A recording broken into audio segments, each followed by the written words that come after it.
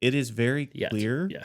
when people are using AI to influence what they're writing if they didn't start from writing it themselves first. You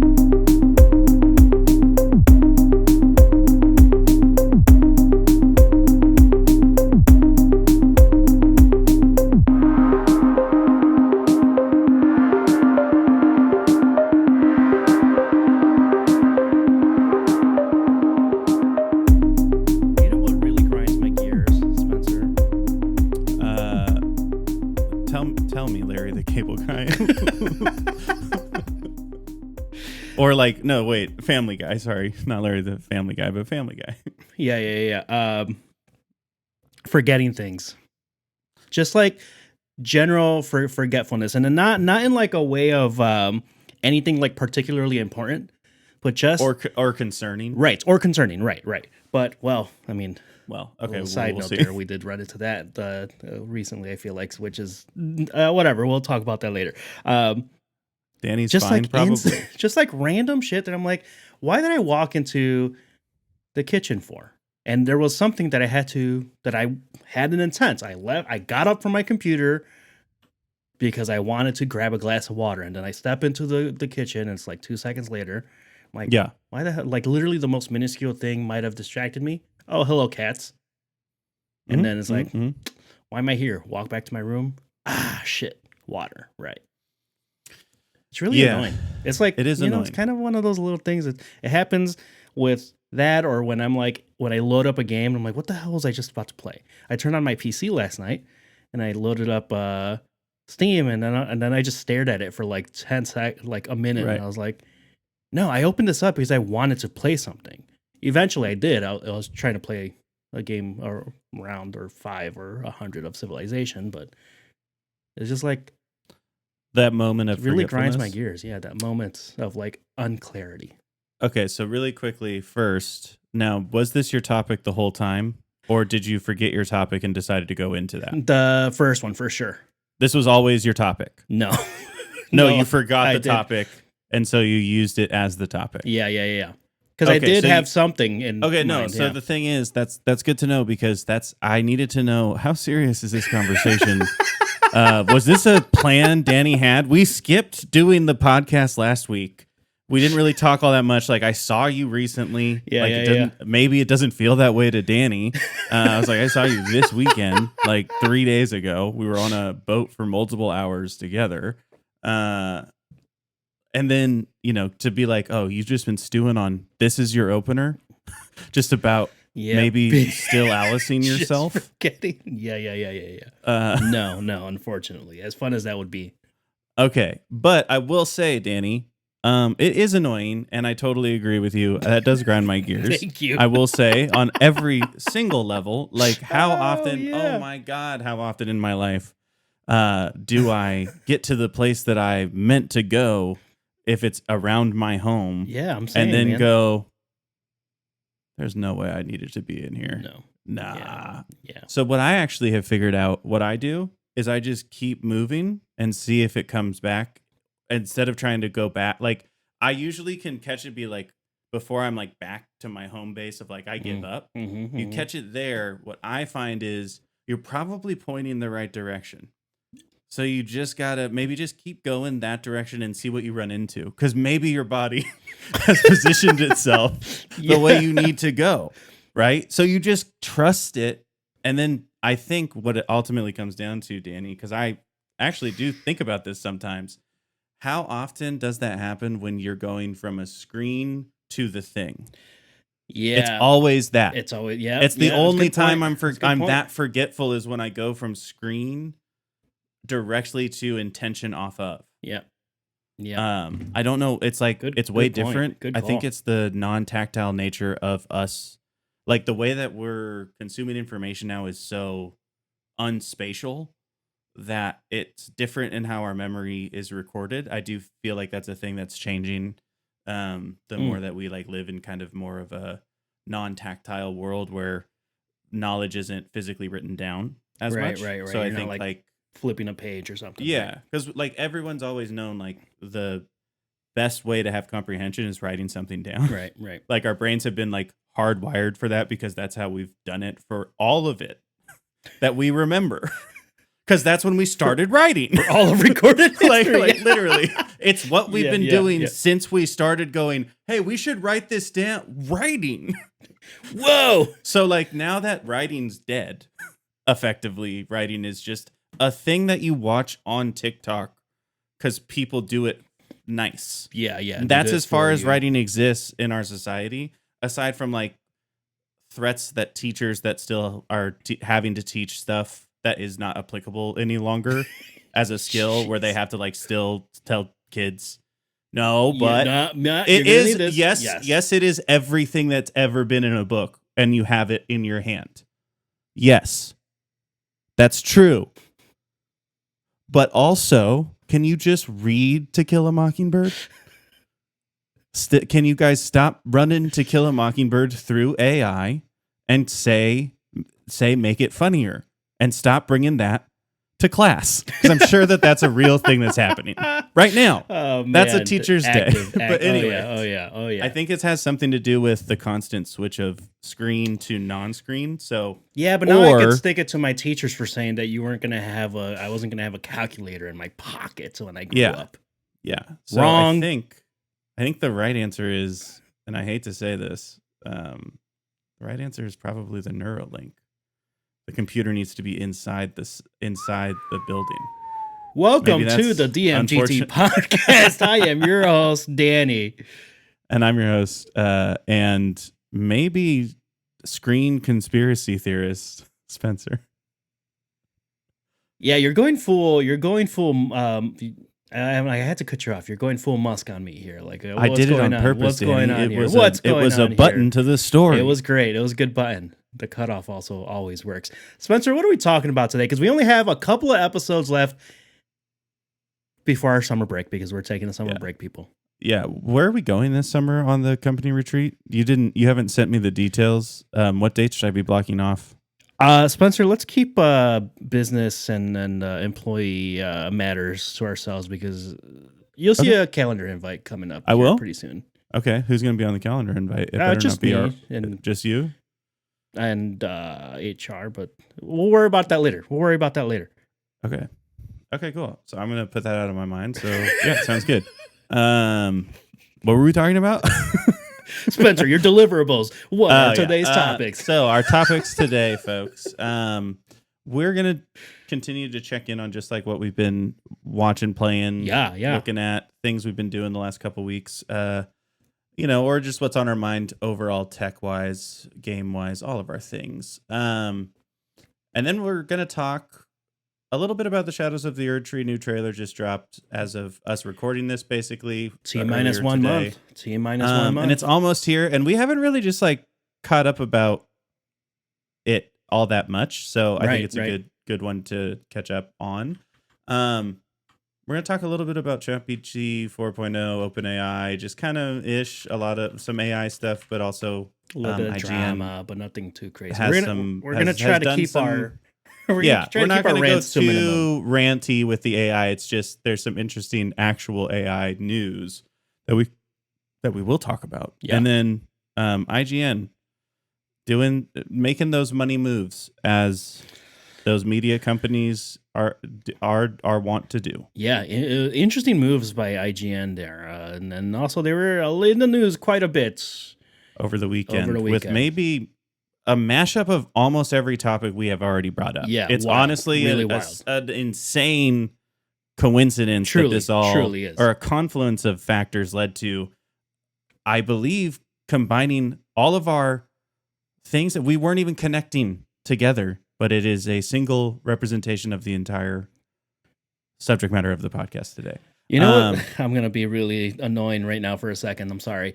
Okay. You've used Confluence a couple of times correctly in conversation on a couple episodes, and it just triggered in my head. I'm like, that's why it's called Confluence. Oh. I know. Am I saying it right? Do you know if I'm saying you said it right. You Confluence? Said it right. Yeah. Confluence? Yeah. Like a joint. No, I know. But and then also the company, right?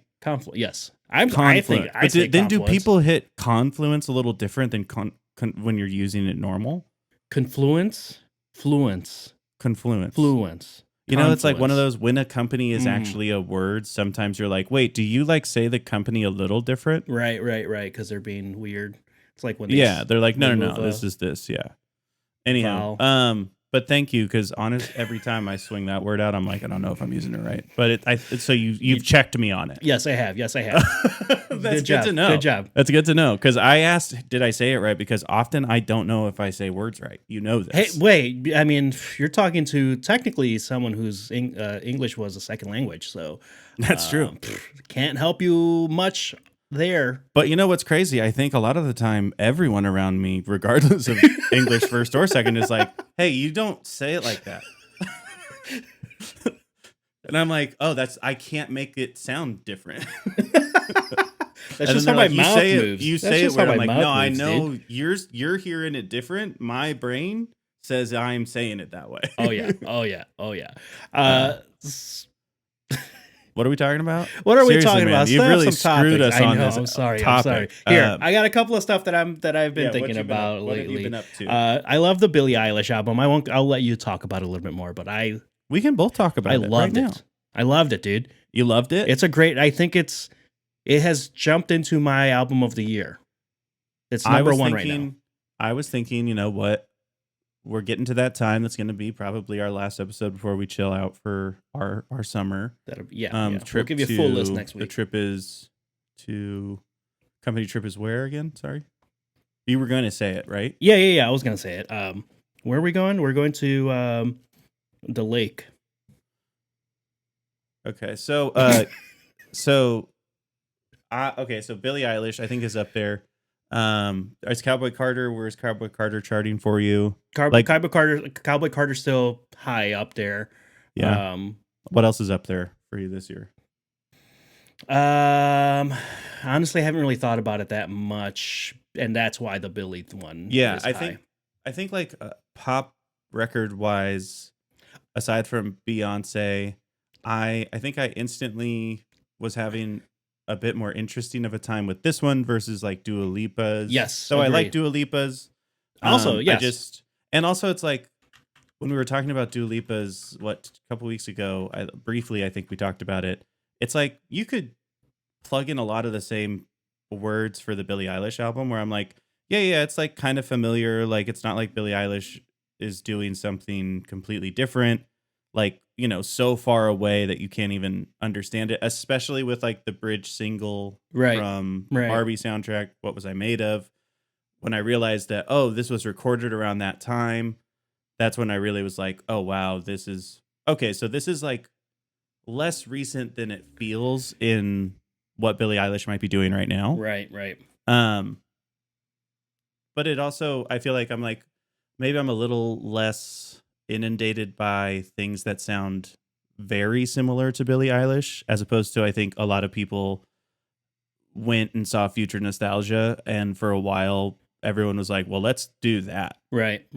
Like it really brought like a big flavor of that. And there was a lot of copycat, I think, in smaller artists for sure with Billie Eilish, but I don't think a ton of stuff has been taken into broader pop as much yet. I think it's starting to be there, but not as much as what I think Dua Lipa's Future Nostalgia stuff is really yeah. Kind of, because we were in kind of a groove moment for a while, and like maybe we're looking for something a bit different right now. I don't know. Yeah, the groove might be the 80s groove might be starting to fade away. Yeah, it's one of those where I'm like, that's funny that you say that, because I was talking to Lily in the car. I was like, here's why some of the production on this Billie record is working for me, because as much as I love the 80s and the synth and the pads and everything, it's all a lot more tastefully done and very sparse. It's more of a accent rather than the focal point in a lot of these songs on the Billie record, because all the same sounds. It's as a lot of everything else. Yeah.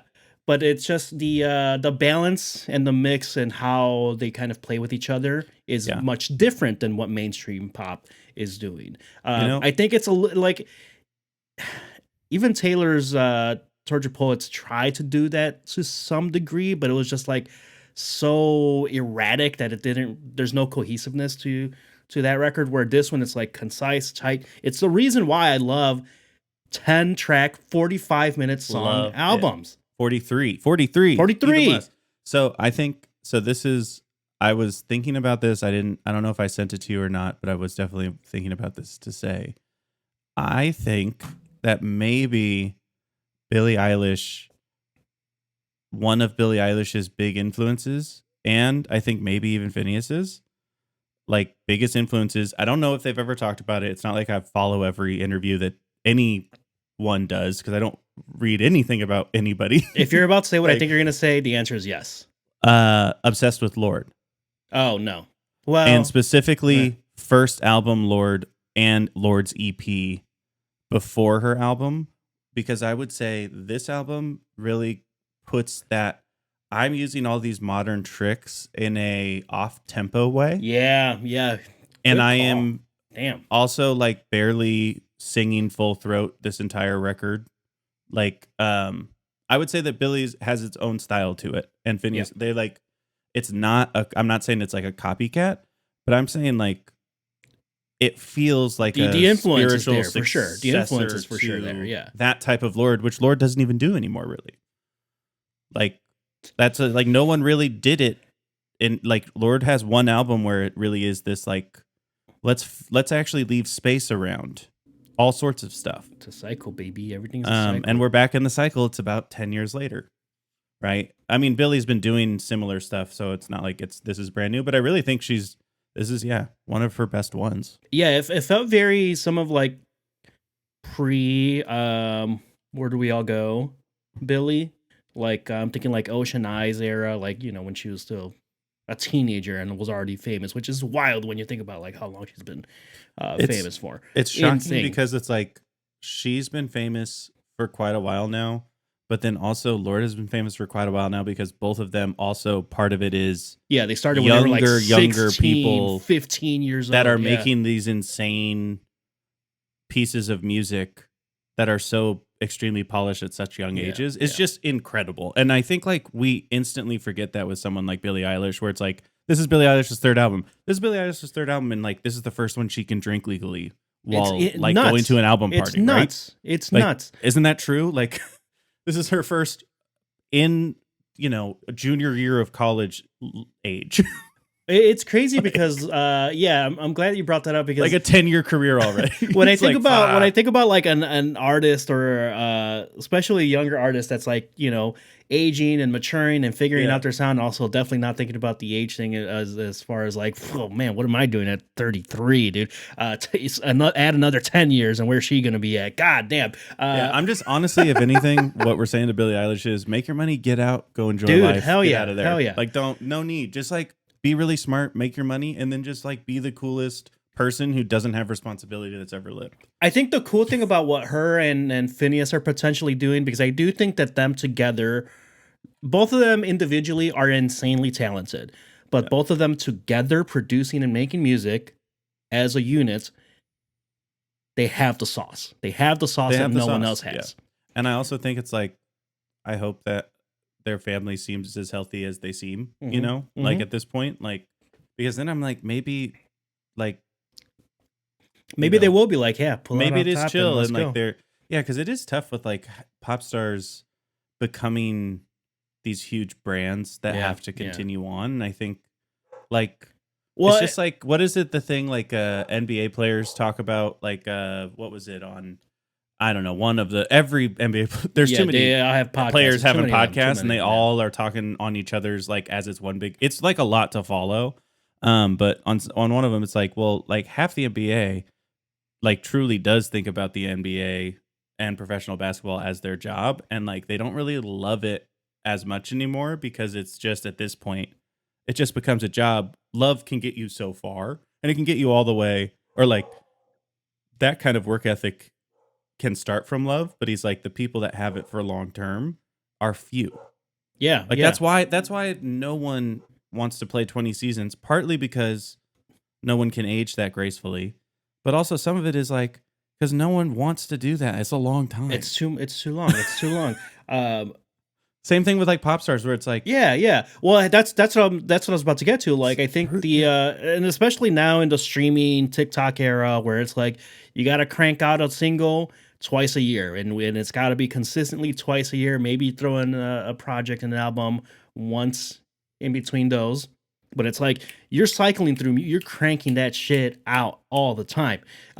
It's my biggest problem with Tortured Poets Department, where it's like you're just releasing everything that you wrote, regardless of yeah, how polished or not it is, because one, you have the fan base to do it, so it's a little bit of a different situation. But it's also a symptom of just like the streaming game, and like how to get the streaming numbers up, because that's how I'm going to make my money. So if I have more yeah, songs, more tracks, yeah, more streams, that Billie's approach here feels very Kendrick to me in some ways, where it's like, because of that, because of like how often you have to release, like not everything is like really polished, not everything is super tight, not everything is like yeah, a classic in your own catalog. yeah. But when you take longer in between, you're more likely to like fall through, because the attention spans are so dumb, and like the cycles I of pop also, music,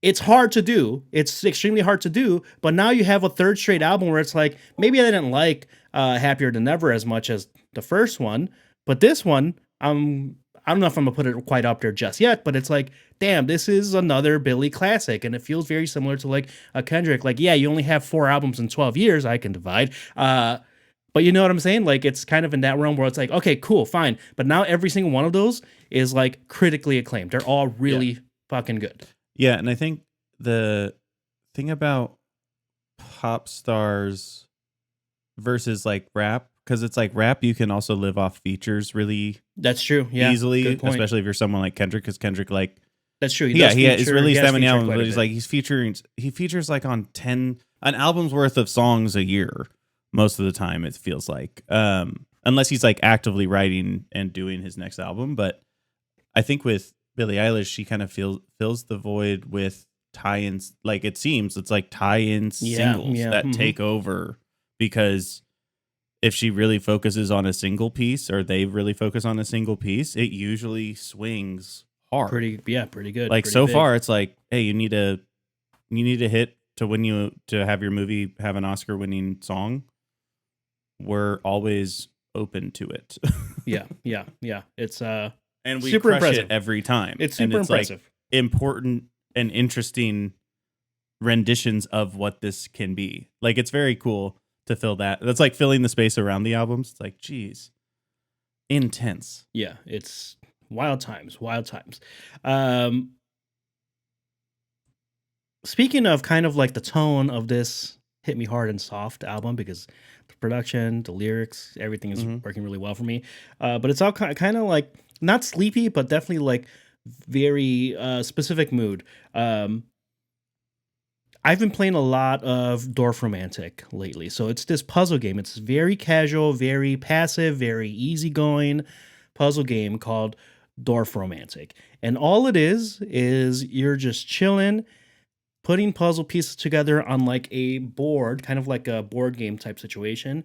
And you're just trying to match up the sides as much as you can. You get like little missions and things.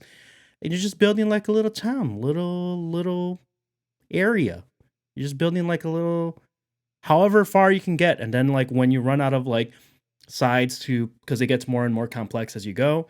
So if you're like on your 100th piece, it's going to be trickier to like, let me place this in the right spot, because maybe you've boxed yourself in, and then that's it. You didn't lose. You just like, this is now complete. This is your little town, your little forest, your little landscape. This is how far you were able to get. Yeah.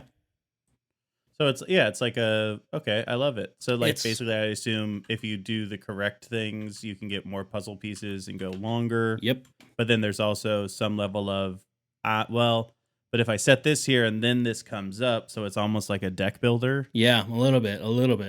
And I guess it's a little roguey, because you're just basically because it's a different every time. Yeah, you're resetting every time. You're making a new map every time. Danny, it's like we're on the same fucking wavelength, because that's exactly basically what my game is. It's great. I highly recommend. Highly recommend. It's funny because that I brought up Civilization 6, because it's like also hex. It's like 6-side building.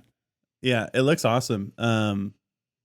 Like, it does look. It's like, I love when a game is just like, it's just chill out, just play a game. Yeah, just play a Like game. when they're really good, they're really good. And mine is Balatro. Balatro. Do you know how to say it? BALA Balatro. Balatro. I think I people think are that's saying right. That sounds Balatro. right. Yeah, I think that's right. Balatro. Yeah. Yeah. Okay. So, have you seen anything about this game? No, I have no idea what this is. This looks interesting right away, though. So this game, I've seen it on a couple channels I follow on YouTube. I don't remember which ones, but it was like featured on something where it's like, hey, this is like a shockingly awesome like roguelike deck builder. That like really gives you vibes of Slay the Spire. Like, but in a different mechanism of feeding it to you. But it's like very, very similar in the idea of that type of roguelike card deck builder, but it's literally just using poker hands instead of having any lay on at all. The lay on is the manipulation that you can do with different types of power up cards and stuff. Nice. But it's also just like turn it on, vibe out. It's interesting you say that because at first glance I'm like, this is kind of spooky. The art is No. It's not at all. Like there's really no tone to the game other than I would say this sound like to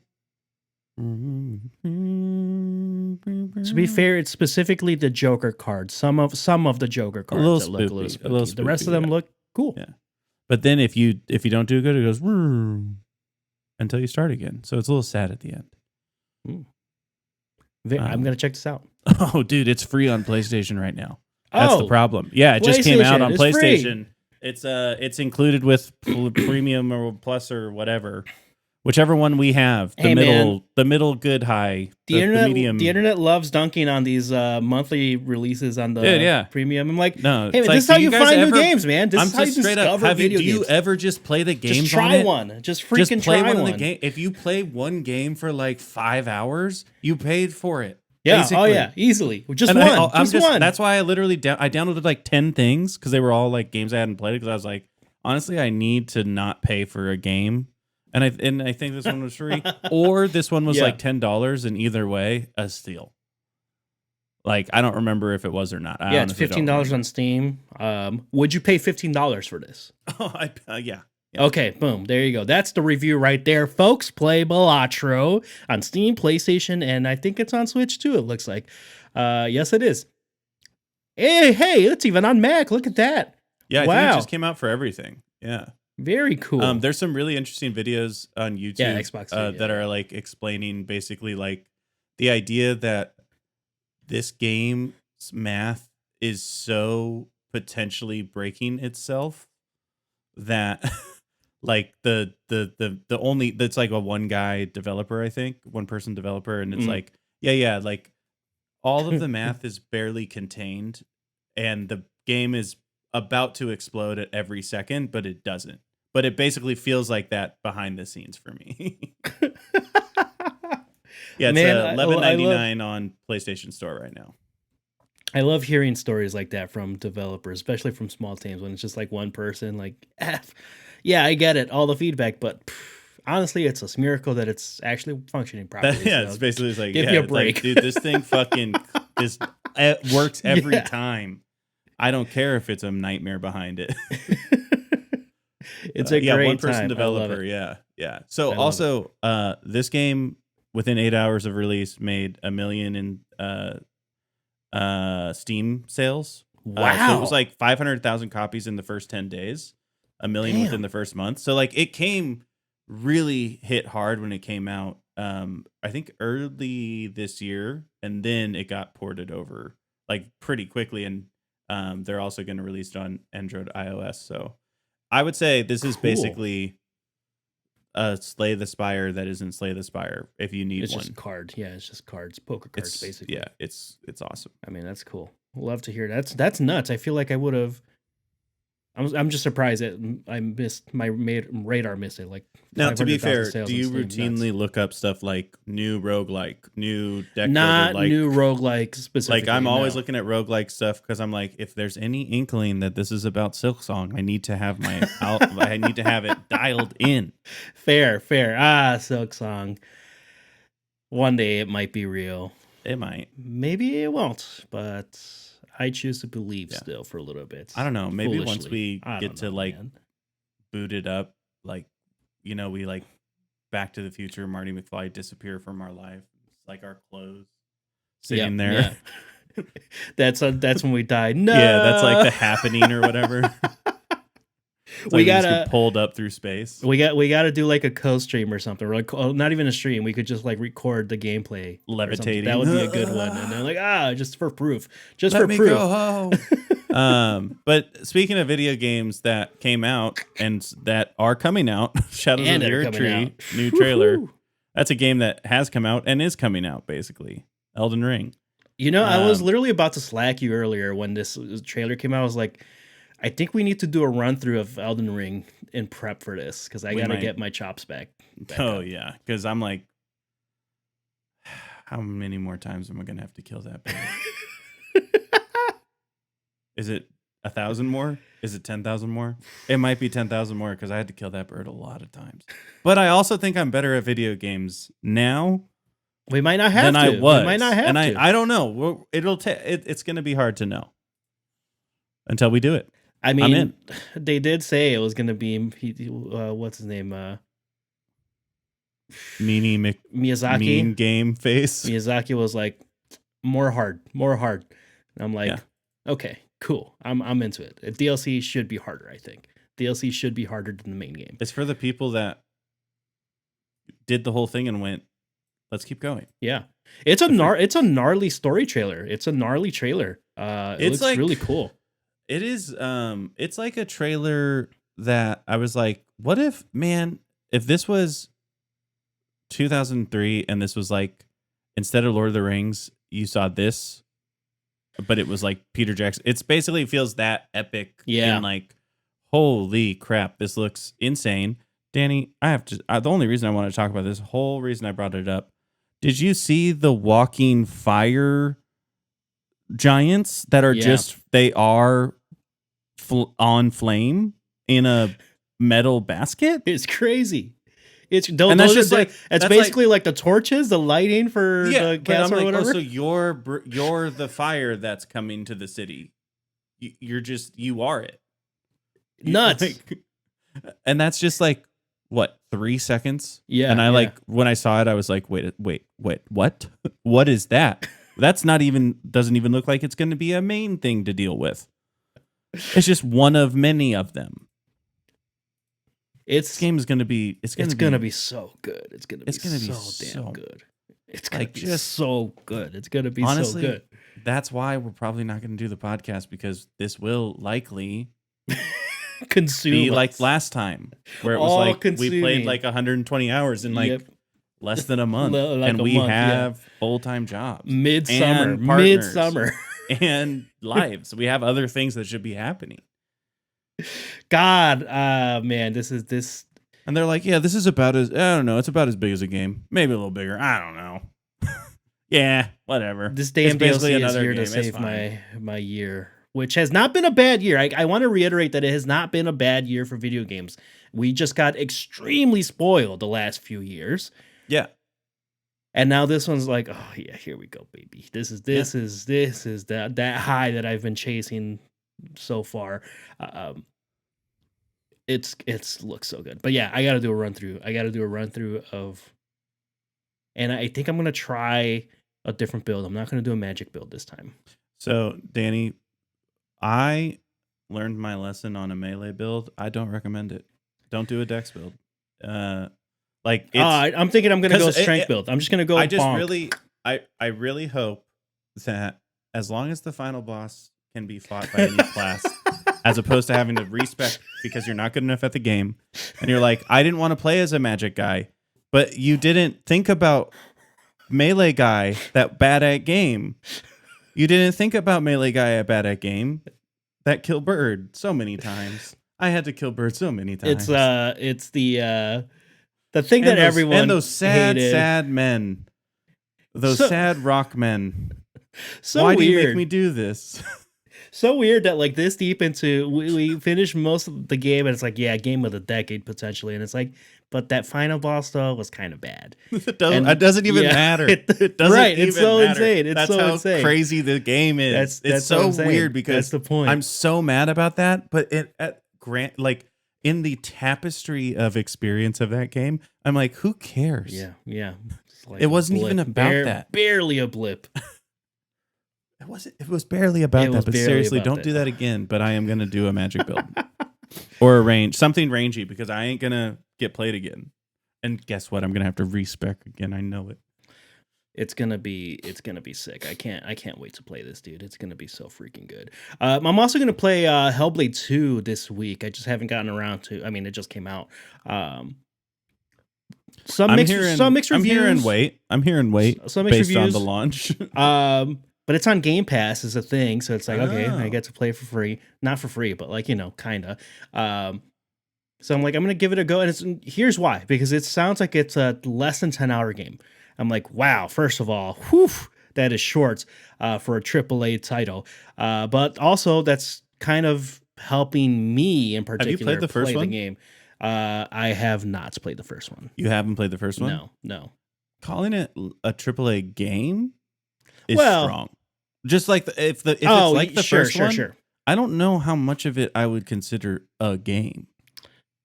Well, that's the thing. Like people are like, it's like the term walking simulator gets thrown out a little bit too loosey goosey, and some of the reviews I read are like, this is actually that. Oh yeah, so it's like the first game. You need to prepare yourself for that because. Oh yeah, no, I know. Okay, I know what I'm getting into. I know what I'm getting into. AAA game. I was like, well, game's strong there. Yeah. But it's an interesting experience. There's cool, but game is. I gotta. Yeah, I'm looking forward to this. Game? It's a game. Yeah, but it's like I'm interested to see. Are you gonna play with headphones? Yeah. Okay, because the sound design is absolutely incredibly terrifying. Oh! Not the thing I thought you were gonna say. It's about mental health. At least the first one is about like memory and how memory affects you, how you affect it, like generational stuff. Maybe I didn't finish it because honestly, I got annoyed with it being a walking simulator. And it's also like, wait, is this person is it schizophrenia? Because I'm hearing whispers. It's really trippy. It's like really cool, and it looks beautiful.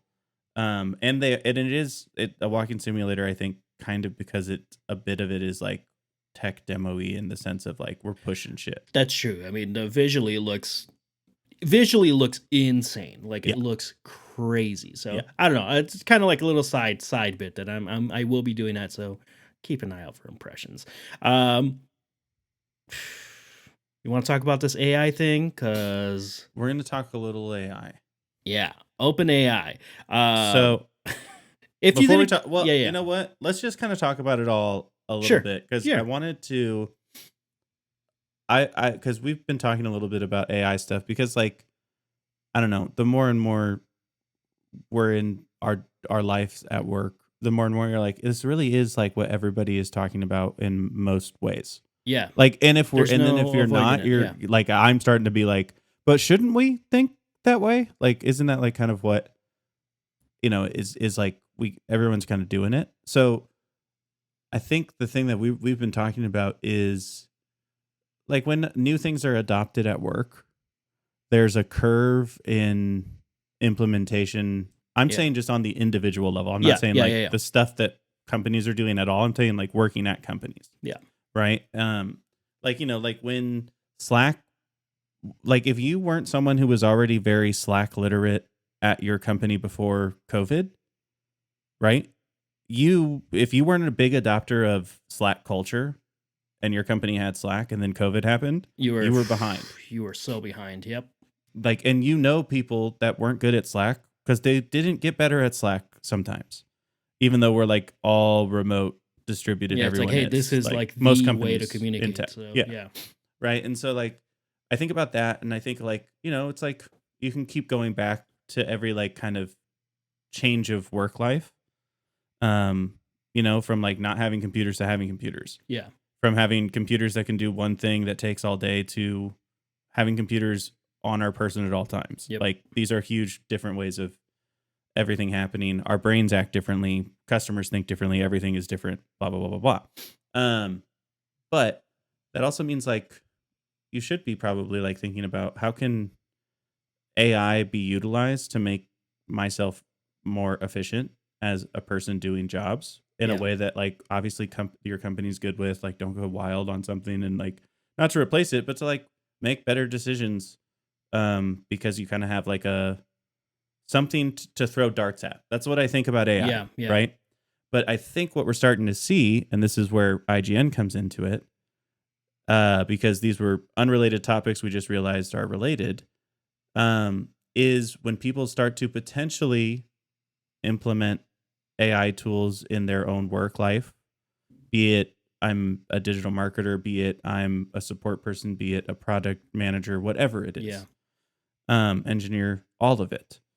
Because GPT 4.0 basically seems to be pretty good at a lot of normal, everyday The conversational aspect, yeah. conversation, checking for errors. Right, It's right. like relatively scoring high on all of those like core things of like, this isn't that bad if machine learning helps anybody out with like drafting an email better. Right. Or checking a line of code that you wrote to see if you made any like very clear errors without having to like deal with something else. Like You have some stuff something to be that- like, how would you solve Yeah. this problem? And it just like collects a bunch of data and says, well, this is a bunch of ways I've seen it, quote unquote, Yeah, done. yeah.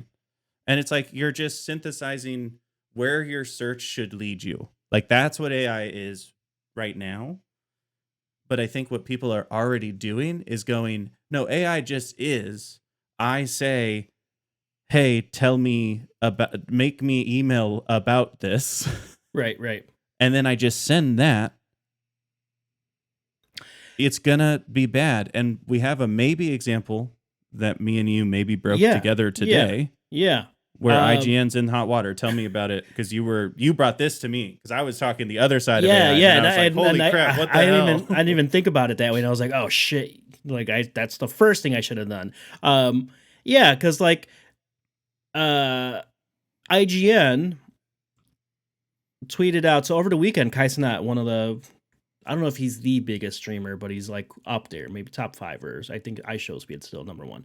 But Cenat, pretty big streamer, like it's variety streamer. He has like an extremely established online influencer around gaming spaces and does music, a lot of YouTube stuff. He does all sorts of shit. He is literally like He's like what, 23? Rappers have been on the shows, like like pop stars. 23 right now. 22. Yeah, he's like 23. He's very young, so it's super and been doing successful. stuff for multiple years. Again, like phenom, Billie Eilish. It's the same thing. Yeah, it's a phenom at a young age doing and stuff that, to his credit, for the most part, one of the relatively not problematic ones. Seems like a pretty genuine dude. Does some prank stuff, and I'm just against prank stuff. in general, prank stuff's kind of I don't annoying, like but prank like stuff. as far as like red pill content shit, like not really in that space at all. Which I think is nice and refreshing to see. A big things can just streamer be on not. that side. Things can be apolitical if all you're trying to be is not, because I don't like, you don't have to make a statement. So if you're just trying to make a goof. So let me set the stage here, because I believe it was last summer. He tried doing a giveaway. I chalk it down to youth. Nothing really malicious about this. He literally just said, hey, I'm doing a giveaway for like a PS5 or something. Come to the park, and he's in New York City. Come to the park at this time on Saturday, and I'm going to pick a winner, and we'll like hang out, and I'll meet a bunch of you. Cool. Super harmless in the intent. You're a pretty big streamer with millions of like followers, and like definitely something you should have planned this out. Yes. It's definitely more of a naivete thing rather than like a malicious thing. But anyways, it became big news, and you probably now know what I'm talking about at this point, because it was national news at that point. Where it just got out of hand. He was like, I did not expect this many people to come up. We were not prepared for this. The city is like, what the hell? did you do? You should have planned for this, blah, blah, blah. Shit ton of kids, shit ton of people show up. Not just kids, just a bunch of people show up. And some of them, as they do, are troublemakers and they just cause some shit. So, anyways, that happened. Some people blame Kai. Some people were like, it's just kind of like youth and like didn't plan this out properly. I really think that that's all it was, because then he left. But it was a mess that the city of New York did have to deal with for that afternoon. Whatever. Yeah. And then it like got picked up and picked up in, blah, blah, blah. all the places. Went crazy. Yeah, of course. Go. All the stuff that you would imagine. He started playing all the sides of it. Probably. Yeah. All your opinion stuff, is correct. Yes. Like whichever side. Yeah. You have something that told you that this is what it was. But normally for video game stuff, he has historically stuck to like your 2Ks, your Fortnite, your Call of Duties, like that realm. FIFA, Madden. Like he's the a big stuff. Mainstream influencer. Like it's basically like stuff. It's like watching a cable TV show. Yeah. He decided to play Elden Ring a couple of weeks ago.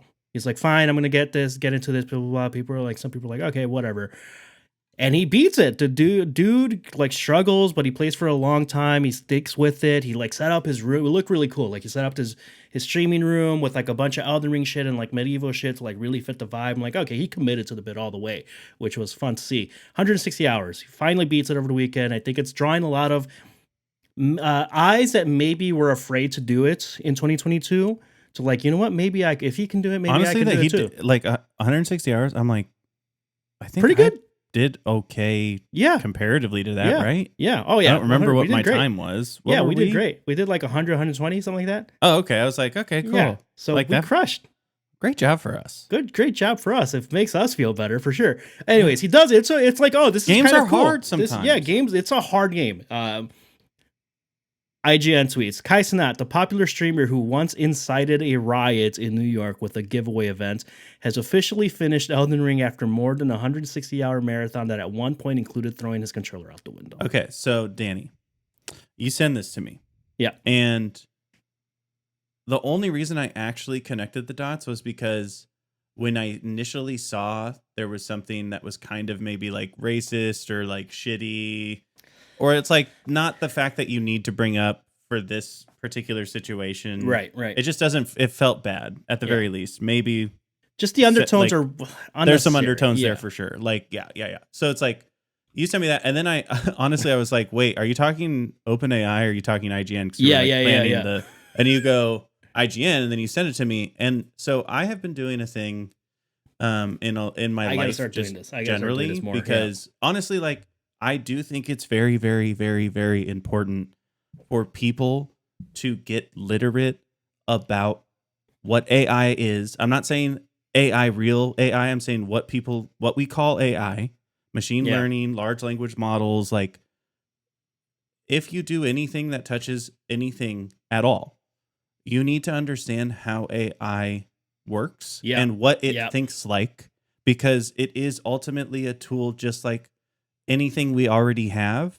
It's just packaging it in a way that feels very different. There's no way around doing it on an iterative basis on a speed that we're not familiar with, because the speed isn't necessarily always dependent on us continuing to push things forward. It's letting it do these things that make it bigger and more blah, blah, blah. Right. But you need to be able to understand when it's being employed, and it will not be easy. And there will be a time where it's impossible, like the way that it's going. Like, but right now, like, there's nothing bad, even if like you don't agree with it, which like that's a whole nother thing. I get it. Yeah, I get it. But we have to you have to learn about it, and you have to understand it as much as you can. Yeah, you have to maintain literacy to be able to speak to it. Yeah. No one should be thinking about this as a fad. No one should be thinking about this as like, I'm just going to not care about this that much, because like you just are going to need to in your job, whatever your job is, straight up, just point blank done. Like anything. You could be a plumber and you're going to have to worry about AI in some part of your supply chain. Sure. Yep. If you're a plumber that's an independent contractor, you will have to think about AI in your life. Guess what? Learn how to see it so you can understand how to use it correctly. Because otherwise, you might look like what maybe this media Twitter poster. But because the first thing I did, Danny, was Yep. I hand typed out the tweet because you sent me an image and I didn't want to deal with finding it. So I just typed it out into ChatGPT Right, because 4.0. Yeah, because IGN deleted the tweet. Right. Yeah. So, that's why. Yeah. So I typed it out. And then first thing was just asking ChatGPT 4.0 because I got like the demo of the couple. I got to do like 20 messages with the new one. So it was like newer information, literally. And this is because it came out last week. Yeah. And Literally if you paid for it, you would have it on Friday, Thursday. You would have it over the weekend, or you would have it while you were doing most of your work week scheduling for the weekend. Right? So you have 4.0. So 4.0 goes to 2023 because 3.5 doesn't. Goes to 2022. Right, 22, yeah. So it's only pulling from. So now it's pulling newer facts, right? So I put in, do you think that this tweet is from an AI like ChatGPT? And they said it does have some hallmarks, but it's also relatively conversational, which is what we're going for, obviously. So it's like, it also could be that, or it could be like a combo. And then I go, okay, cool. So I send it through. I didn't send it through other AI detectors because I was like, all right, let's see this. Let's tackle this from a different way. To be fair, they're not super great anymore at like flagging actual AI. Like it's starting. The lines are blurring. The lines are blurring. It's like it's harder for things to track it. So I didn't start there, but I went. Let me think about needing to write a tweet about something that I don't know about. Yep. Right. So what would I do? I would say, who is Cenat? ChatGPT. Mm-hmm. Okay. Twitch streamer. Cool. That because it's going to give you that. Because I did ask that first. Just who is Cenat? And it just gave me like Wikipedia, like biography level stuff. Nothing about like what he's actually done. It's just like bylines. Right. Yeah. And then I go, what's his biggest fact about him? Yeah. Like what's his big, and it was basically it pulled what has the most news articles. Yeah. He incited a riot. So I got ChatGPT in like 2 questions to write almost verbatim this tweet. This headline, from no prompt other than like 160-hour marathon to play Elden Ring, Cenat. With a fact. I like basically just wrote a really simple like request for a normal request to get ChatGPT to do something you want, which is like there's a little bit of a way of phrasing that I find makes it do it better. Yeah. That I've discovered, and I got it to say like the exact thing, almost exactly the same. And if and this is where I get back to like the literacy part, and I know this is like such a soapbox man waving windmills, which I said we shouldn't do. But it's like, I'm not talking about the danger right now. I'm just talking about like surviving.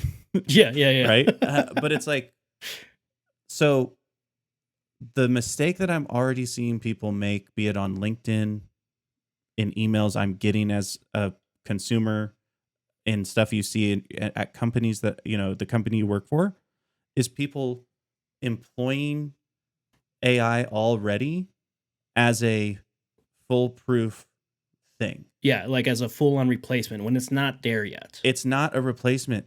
It is very clear when people are using AI to influence what they're writing, if they didn't start from writing it themselves first. Yeah. Now, I think it's really great to write some of your thing, and then say like, hey, how does this read? Because I think it's really good at like going, this is like what I took away from it. Like, here's probably the things that are it's like, it can give you some really quick feedback. Some good feedback. Yeah. And it's usually, I'm like, this is really helpful. Like, I was going for that. That's good to know. Oh, I didn't want to say it like that. Great. So I start to use it as like again, darts, right? It becomes way more